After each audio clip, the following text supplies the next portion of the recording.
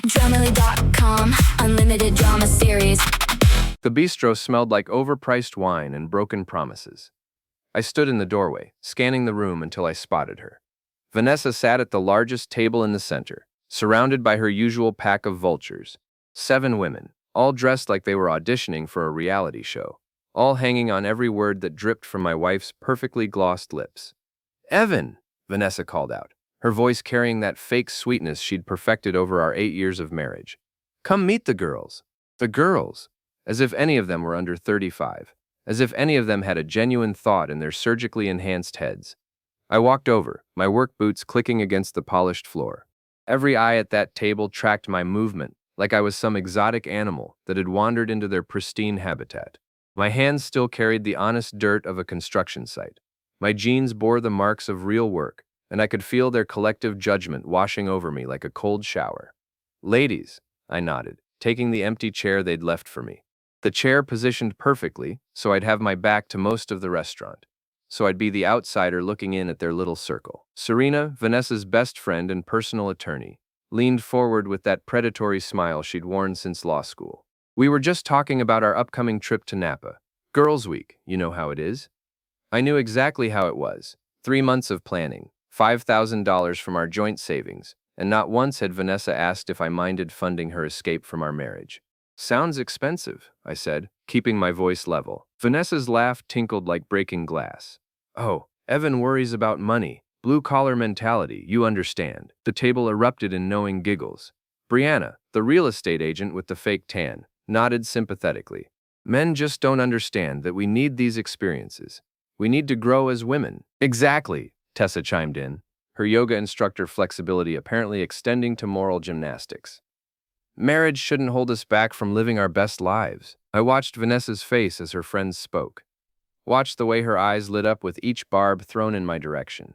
Watched the way she leaned into their validation like a plant turning toward poisonous sunlight. "You know what your problem is, Evan."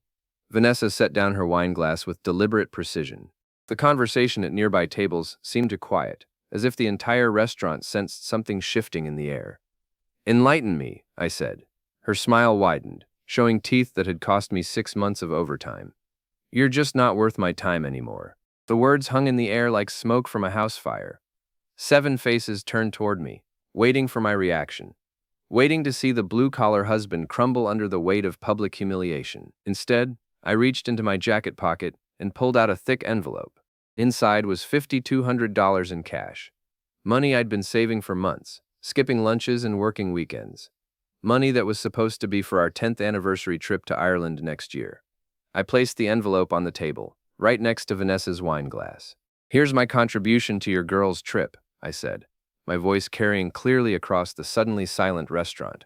"Enjoy it." The silence stretched like a rubber band ready to snap. Vanessa stared at the money, her mouth slightly open. Serena's predatory smile faltered.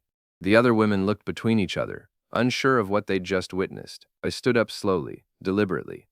"Have a wonderful evening, ladies." As I walked toward the exit, I heard Serena's voice, pitched low but not low enough. "He knows something. He's going to ruin you." The restaurant door closed behind me with a soft chime, but inside my chest, something much louder was beginning to roar. My workshop in the basement had always been my sanctuary. Concrete floor, pegboard walls lined with tools, workbench scarred from years of honest projects. Tonight, it felt like a war room. The shoebox sat on my workbench like evidence in a criminal trial. Inside, nestled between tissue paper and lies, was Vanessa's second phone. A sleek little device she thought she'd hidden so cleverly behind her winter boots. I'd found it 3 weeks ago, purely by accident. Looking for my old steel-toed boots, I'd knocked over her shoebox and watched a phone tumble out like a confession. The same model as her regular phone, but this one had a different case, pink instead of purple. Pink like the lipstick she'd started wearing lately. Pink like the lingerie I'd found in our laundry that I'd never seen her wear. Mike knocked on the workshop door at exactly 9 p.m., just like we'd planned. "You sure about this, buddy?" he asked, descending the stairs with 2 cups of coffee from the diner. Mike had been my right-hand man for 6 years, ever since I'd started Riley Construction. He was the kind of guy who'd help you move a body and never ask questions, though tonight we were just moving the truth around. "I'm sure," I said, powering up the phone. "Password protected. Just like I figured. Good thing my cousin Jimmy owes me a favor. Mike pulled out a small device that looked like something from a spy movie. Its specialist has his perks. 20 minutes later, we were in. The phone opened like a book of secrets, each page more revealing than the last. Text messages that made my stomach clench. Photos that redefined betrayal. Call logs that painted a picture of deception stretching back 8 months. Chase Donnelly. That was the name that appeared most frequently. Chase Donnelly, the tech consultant who'd been helping Vanessa's company upgrade their systems. Chase Donnelly, who apparently had been upgrading more than just software. This guy's got some nerve, Mike muttered, scrolling through messages. Listen to this. Can't wait until you're free of that construction worker. You deserve so much better. I took a long sip of coffee, letting the bitterness ground me. Keep reading. The messages got worse. Plans to drain our joint accounts. Discussions about how to make me look bad in a divorce. Strategies for claiming I was controlling, abusive, neglectful. They'd been building a case against me for months, constructing lies with the same precision I used to build houses. There's more, Mike said, his voice grim. Look at this. The photo made everything clear. Vanessa and Chase at Murphy's Bar, the local dive where I sometimes grabbed a burger after work. They were in a corner booth, hands all over each other, her wedding ring nowhere to be seen. The timestamp showed last Tuesday night, when she'd told me she was working late on quarterly reports. My phone buzzed. A text from Vanessa. Don't wait up. Girls' night running late. I showed the message to Mike. He shook his head slowly. What's the plan, Evan? I looked around my workshop, at the tools that had built my business, at the projects that had filled our home with custom cabinets and built-in shelves. Everything I'd created with my hands. Everything I'd built for us. First, we document everything. Screenshots, copies, backups. Then we track them. Track them? I pulled out a small GPS device I'd ordered online. Chase drives a BMW.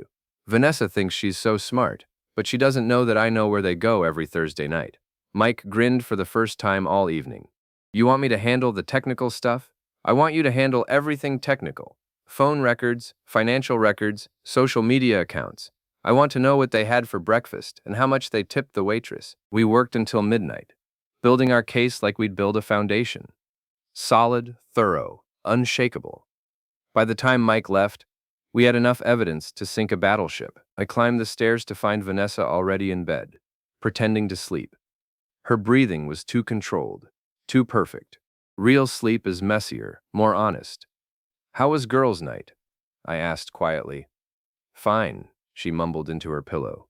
Boring, really. Just dinner and conversation. I stood in the doorway for a long moment, watching my wife lie to me with the same mouth that had kissed another man 6 hours ago. Tomorrow, I'd start building something new. Not a house this time, but a reckoning. Vanessa's office building was all glass and steel, the kind of modern architecture that looked impressive but had no soul. I'd helped build the parking structure 2 years ago, back when she was proud to tell her coworkers that her husband's company had contributed to their workplace. Now, as I walked through the lobby at 10 a.m. on a Thursday, I wondered if she'd even acknowledge knowing me. The elevator ride to the 5th floor gave me time to review my strategy. In my briefcase were printed copies of every text message, every photo, every piece of evidence Mike and I had compiled over the past 2 weeks. But more importantly, I had Vanessa's own company handbook, specifically page 47, which clearly outlined their policy regarding relationships with vendors and contractors. Chase Donnelly wasn't just Vanessa's lover. He was a contracted consultant, which made their relationship a violation of company policy. A firing offense, according to the handbook she'd brought home last year with such pride. The receptionist, a young woman with kind eyes, looked up as I approached. Can I help you? I'm here to see Vanessa Riley. I'm her husband. Oh, Mr. Riley, she's mentioned you. Let me call her. While she dialed, I noticed the family photo on Vanessa's desk through the glass partition of her office. Our wedding picture. Both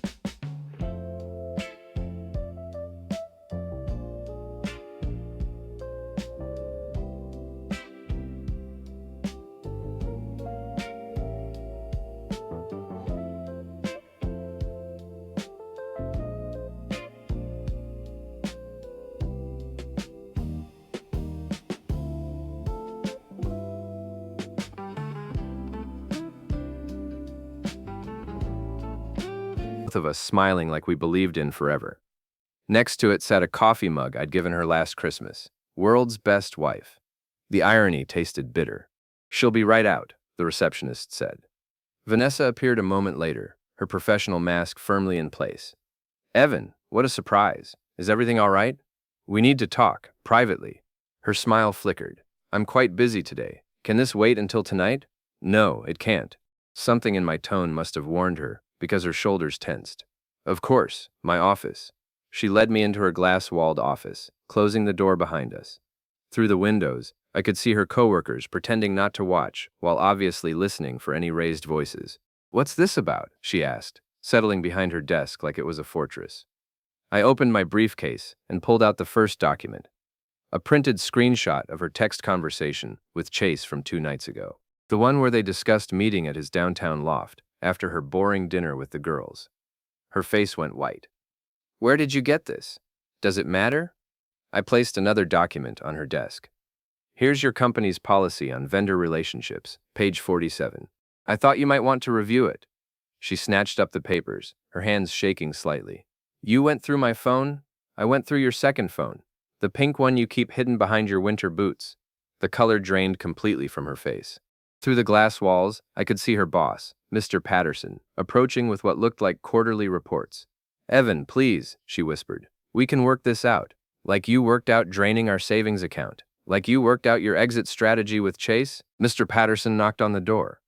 Vanessa looked at me with panic in her eyes, but I was already standing, already moving toward the door. Come in, I called out, opening the door for her boss. I'm sorry to interrupt, Patterson said, glancing between us. Vanessa, I need your signature on these reports, and I wanted to discuss the Donnelly contract renewal. Actually, I said, you might want to review these first. I handed him copies of the text messages and photos. I think you'll find them relevant to any contract decisions. Patterson's expression shifted as he scanned the documents. His eyebrows climbed higher with each page. Mr. Riley, Vanessa started, but I was already walking away. Have a good day, honey, I called back. Don't wait up tonight. I have plans.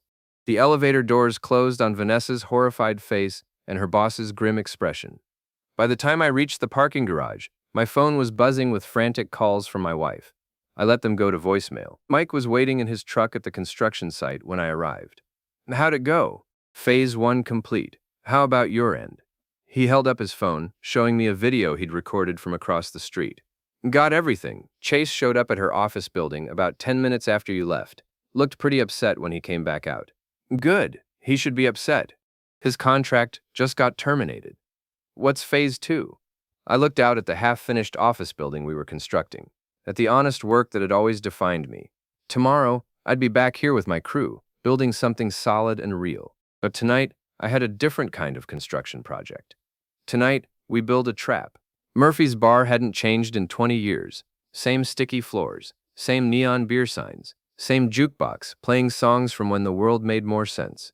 It was exactly the kind of place Vanessa's crowd would never set foot in, which made it perfect for what I had planned. Carla, the owner, was polishing glasses behind the bar when I walked in at 7 p.m. She'd been running Murphy's since her husband passed 5 years ago, and in that time she'd become the unofficial keeper of the town's secrets. If you wanted to know who was cheating, who was going broke, or who was about to get arrested, you bought Carla a drink and waited. Evan Reilly, she said, not looking up from her glass. Heard you had an interesting day. News travels fast. Honey, in this town, news travels at the speed of gossip, and your wife's little workplace drama is the hottest story since the mayor's son got caught with those parking meters. I took a seat at the bar. What are you hearing? Carla set down her glass and really looked at me for the first time. I'm hearing that Vanessa Riley got herself fired today. I'm hearing that her boyfriend lost a very lucrative contract, and I'm hearing that you had something to do with both. You hear correctly. She poured me a whiskey without being asked. You planning something stupid? I'm planning something necessary. The bar door opened, and Mike walked in with a cardboard box under his arm. Behind him came 3 more of my crew, Tommy, Rick, and Dave. Good men, honest workers, the kind of guys who understood loyalty. Evening, Carla, Mike said, setting the box on the bar. Mind if we use your back room for a little gathering? Depends what kind of gathering. I stood up, raising my glass. The kind where a man tells the truth about his marriage. Words spread through the bar like spilled beer. Within an hour, Murphy's was packed with more people than it had seen since the Super Bowl. Construction workers, shop owners, retirees, even Mrs. Peabody from my neighborhood, clutching her purse like it contained state secrets. Tommy had connected his laptop to the bar's old TV, and the screen now displayed a slideshow that Mike had prepared. Photos, text messages, financial records. The whole sordid story of my wife's betrayal, presented with the thoroughness of a criminal investigation. "Ladies and gentlemen," I announced, standing on a chair so everyone could see me, "I want to tell you about my wife's girls' trip to Napa Valley." The crowd quieted, sensing drama. "See, Vanessa's been planning this trip for months. $5,000 of our money, spent on bonding with her closest friends. Except there's one problem." I clicked to the next slide, showing bank records. The money didn't go to Napa Valley. It went to Chase Donnelly's credit card, to pay for a romantic weekend in Boston. Murmurs rippled through the crowd. Mrs. Peabody gasped audibly. "But wait, there's more," I continued, clicking to the text messages. "It turns out the girls' trip was never about female friendship. It was about planning my wife's exit strategy." I read selected messages aloud, watching faces in the crowd shift from curiosity to A second Instagram, 47 posts, all of her. You built her a shrine. You posted her on my birthday. Watch more on Grammarly.com. outrage. These were working people, honest people, who understood the value of marriage vows and shared bank accounts. The bar door burst open, and Serena strutted in like she owned the place. Behind her came three of Vanessa's other friends, Brianna, Tessa, and Morgan. They looked around Murphy's like they'd stumbled into a sewage treatment plant. "What is this?" Serena demanded, her lawyer voice cutting through the crowd noise. "This," I said, "is the truth. You can't do this, Evan. This is harassment. This is public information," Mike interrupted, holding up a folder. "Divorce filings are public record. So are criminal complaints." "Criminal complaints?" Serena's confidence wavered. I clicked to the next slide. "Bank records showing systematic withdrawals from our joint accounts, all authorized by Vanessa's forged signature on my behalf. Turns out my wife's been practicing my signature. That's called fraud." The crowd was getting restless now, sensing that the entertainment was about to get even better. Carla moved behind the bar, ready to cut off anyone who got too excited. "You're pathetic," Brianna spat, her real estate agent's smile nowhere to be seen. "Vanessa deserves better than this." "Funny you should say that," I replied, clicking to a new slide. "Because according to these text messages, Vanessa's been saying the same thing about Chase. Apparently she's been telling him that you've been throwing yourself at him every time your husband's out of town." Brianna's face went scarlet. "That's not true. Screenshot doesn't lie." The image on the screen showed Vanessa's message to Chase. "Brianna was all over you at the Christmas party. So embarrassing. Some women have no shame." Tessa stepped forward, her yoga-toned arms crossed defensively. "You're taking those messages out of context." "Am I?" I clicked again. "Here's Vanessa talking about your husband's drinking problem, and here's her discussing Morgan's credit card situation. Oh, and this one's interesting. She's telling Chase that Serena's been skimming money from client accounts." The silence in the bar was deafening. Serena's face had gone from angry to terrified in the span of 10 seconds. "Those are privileged communications," she stammered. "Between my wife and her boyfriend? I don't think privilege applies." Mrs. Peabody stood up from her corner table, clutching her purse tighter. "I have something to add," she announced in her wavering voice. The entire bar turned to look at the 78-year-old woman who'd lived next door to me for 6 years. "I've been watching that house," she said, pointing a gnarled finger at me. "Watching and listening. That girl's been having men over when Evan's at work. Not just one man, multiple men." The crowd erupted in whispers and gasps. I stared at Mrs. Peabody, genuinely surprised. "Multiple men?" I asked. She nodded vigorously. "The fancy one with the BMW, yes. But also the mailman, the pool cleaner, and that boy who delivers groceries. I got pictures." She reached into her purse and pulled out a digital camera, holding it up like evidence in a trial. The bar exploded into chaos. Serena and the other women tried to retreat toward the door, but the crowd was too thick, too interested in seeing how this drama would end. My phone buzzed. A text from Vanessa. "Come home. We need to talk." I held up the phone for everyone to see. "Ladies and gentlemen, my wife wants to talk." The crowd roared its approval. Carla rang the bell behind the bar, the signal for last call, but nobody was leaving. "Tell her," someone shouted from the back. "Tell her Murphy's is closed for private parties." I typed back, "I'm busy," having the time of my life. And for the first time in months, that wasn't a lie. Chase Donnelly's BMW was parked outside the downtown loft when I drove by at 11 p.m. The building was one of those converted warehouses, all exposed brick and floor-to-ceiling windows, the kind of place that screamed, "I make too much money and have no taste." I parked 3 blocks away and walked back, keeping to the shadows. Mike's GPS tracker was still attached under Chase's rear bumper, invisible unless you knew where to look. For 2 weeks, we'd been monitoring his movements, learning his patterns, understanding his weaknesses. The man was predictable. Gym at 6 a.m., coffee shop at 7:30, office by 9, lunch at the same trendy bistro every day at noon. He was the kind of guy who thought routine was sophistication, who confused expensive with valuable. My phone buzzed. A text from Mike. "He's on the move, heading your direction." I ducked into an alley between buildings, pressing myself against the brick wall. Chase's BMW rounded the corner 2 minutes later, moving fast, too fast for downtown streets. He was either angry or scared, maybe both. He pulled into the parking garage across from his loft, tires squealing slightly on the concrete ramps. I waited 30 seconds, then followed on foot. The parking garage was dimly lit, filled with shadows, and the echo of my footsteps. I found Chase's car on the 3rd level, parked crooked across 2 spaces like he'd been in a hurry. I was examining the GPS tracker when I heard footsteps behind me. "I thought I might find you here." I turned around slowly. Chase stood about 10 feet away, still wearing his expensive suit but looking rumpled, desperate. His usually perfect hair was disheveled, his tie loosened. "Evening, Chase. You ruined my life today." I straightened up, keeping my hands visible and relaxed. "I didn't ruin anything. I just revealed what was already there. I lost my contract. Vanessa lost her job. We lost everything. You lost what you stole." He took a step closer, and I could see the rage in his eyes. "You think you're so clever, don't you? The wronged husband, getting his revenge. I think I'm a man who found out his wife was cheating and decided to do something about it. She never loved you." The words came out like poison. "She told me everything. How boring you are, how small your dreams are, how embarrassed she was to be married to a construction worker." Each word was designed to hurt, to provoke me into doing something stupid. But I'd spent 20 years in construction, dealing with difficult contractors, angry clients, and workplace conflicts. I knew how to stay calm when someone was trying to get under my skin. "Did she tell you about the other men?" Chase's expression flickered. "What other men?" "The mailman, the pool cleaner, the grocery delivery guy. Mrs. Peabody has pictures." His face went pale. "You're lying." "Am I? When's the last time Vanessa answered her phone when you called? When's the last time she was available when you wanted to see her?"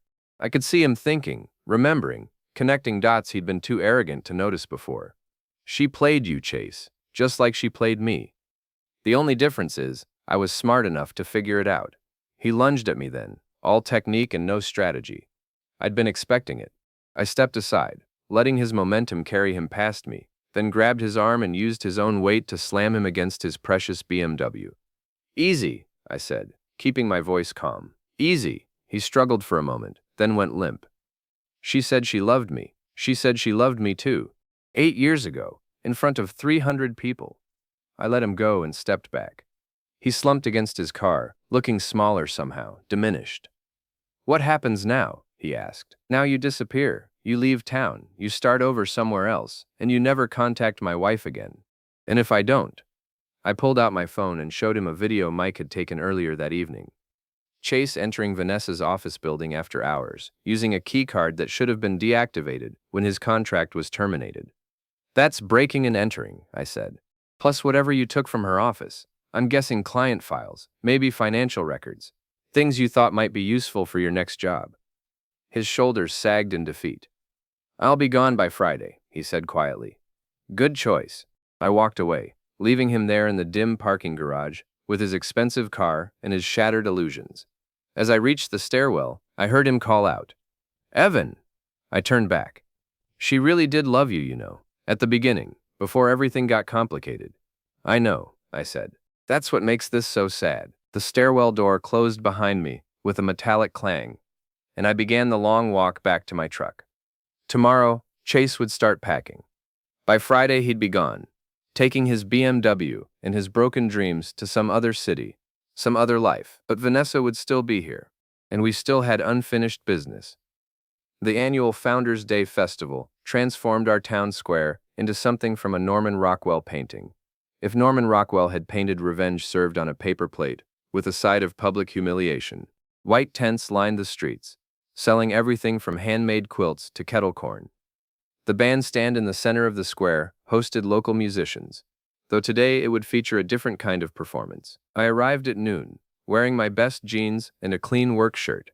Mike was already there with his laptop and a portable speaker, setting up near the bandstand like he was preparing for a legitimate presentation. "You sure about this?" he asked as I approached. Never been more sure of anything. The crowd was building steadily. Families with children, elderly couples sharing funnel cake, teenagers trying to look bored while secretly enjoying themselves. Normal people living normal lives, unaware that they were about to witness the final act of my marriage. Mrs. Peabody appeared at my elbow, clutching her digital camera like a weapon. "I brought the pictures," she whispered conspiratorially. "Thank you, Mrs. Peabody. You're a good neighbor." "That woman never deserved you," she said firmly. "I've been married 62 years, and I know a bad wife when I see one." At 12:30, I spotted Vanessa near the craft tent, flanked by Serena and two other survivors from her social circle. She looked haggard, her usual polish replaced by the desperate shine of someone fighting for survival. When she saw me, her face hardened. She marched over with her remaining allies in tow, stopping just close enough to speak without shouting. "What do you want, Evan?" "I want to talk." "We have nothing to talk about." "We have 8 years to talk about. We have a house, bank accounts, and a marriage certificate to talk about." Serena stepped forward, trying to insert herself between us. "My client has nothing to say to you without legal representation present." "Your client," I said, "might want to reconsider her choice of legal representation." I nodded to Mike, who pressed a button on his laptop. The portable speaker crackled to life, and Serena's voice filled the air around us. "We need to be smart about this. If we can make Evan look unstable, maybe even abusive, Vanessa can claim fear for her safety. That way, she gets the house, alimony, and a clean exit." The blood drained from Serena's face as her own voice continued. "I know a guy who can create documentation, medical records, police reports that were never filed. It'll cost, but it's cheaper than losing half of everything." A crowd was gathering around us now, drawn by the drama and the amplified conversation. Vanessa looked around frantically, realizing that her private strategy session was being broadcast to half the town. "Turn that off," she hissed. "Why?" I asked. "It's just getting to the good part." Serena's recorded voice continued. "The key is making him react. If we can get him to lose his temper in public, especially in front of witnesses, we can claim a pattern of aggressive behavior." "This is illegal," Serena stammered. "You can't record private conversations." "I didn't," I said. "You did. That's your voice recorder, from your purse. Vanessa turned it on during your meeting, probably planning to use it against you later. She's been recording everyone, Serena. Insurance policies, she called them." I clicked to the next audio file, Vanessa's voice this time. "Serena thinks she's so smart, but she's been skimming from client accounts for years. I have copies of everything. If she ever tries to cross me, I'll destroy her." Serena's face went from pale to green. Around us, the crowd was growing larger, more interested. Someone had started recording with their phone.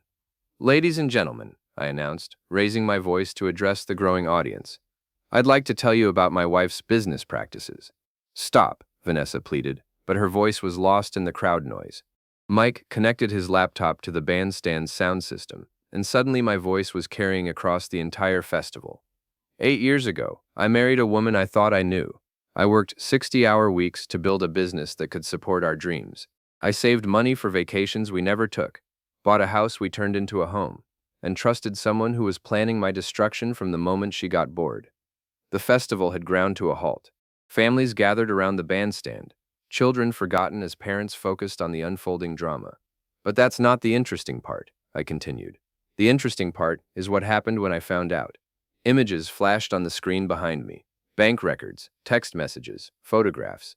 The whole sordid story, laid out like evidence in a trial. My wife didn't just cheat. She systematically planned to destroy my reputation, steal my assets, and frame me for crimes I didn't commit. And she did it with the help of friends who were supposed to care about her. I clicked to Mrs. Peabody's photographs, clear images of Vanessa with multiple men, taken from her kitchen window, with the dedication of a private investigator. The crowd gasped. Someone in the back shouted, "Shame!" Vanessa tried to run, but the crowd was too thick. She found herself trapped in the center of the square, surrounded by neighbors who had just learned exactly what kind of person she really was. The good news, I continued, is that justice has a way of working itself out. My wife lost her job for violating company policy. Her boyfriend lost his contract and left town. And her lawyer is about to lose her license when the state bar reviews these recordings.